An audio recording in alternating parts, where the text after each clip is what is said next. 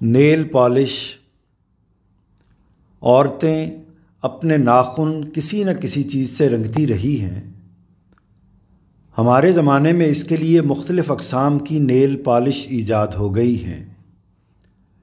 مہندی وغیرہ کے برعکس اس کی موٹی تہ چونکہ ناخن پر جما لی جاتی ہے، اس لیے یہ سوال پیدا ہوا کہ اس کے ساتھ وضو کا کیا کیا جائے۔ اس کے 3 جواب دیے گئے ہیں۔ ایک یہ کہ نیل پالش پر وضو نہیں ہوتا، اس لیے ہر وضو سے پہلے اسے لازماً اتارنا چاہیے۔ دوسرا یہ کہ نیل پالش لگانے کے بعد بھی ہاتھ ہی ہوتا ہے، اس لیے وضو ہو جائے گا، اسے اتارنے کی ضرورت نہیں ہے۔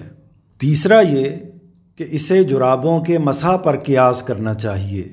چنانچہ نیل پالش اگر وضو کر کے لگائی گئی ہے تو اتارنے کی ضرورت نہیں ہے، اس کے اوپر ہی وضو کر لیا جائے گا۔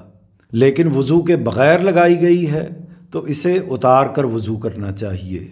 ہمارے نزدیک یہی تیسرا مسلک قابل ترجیح ہے۔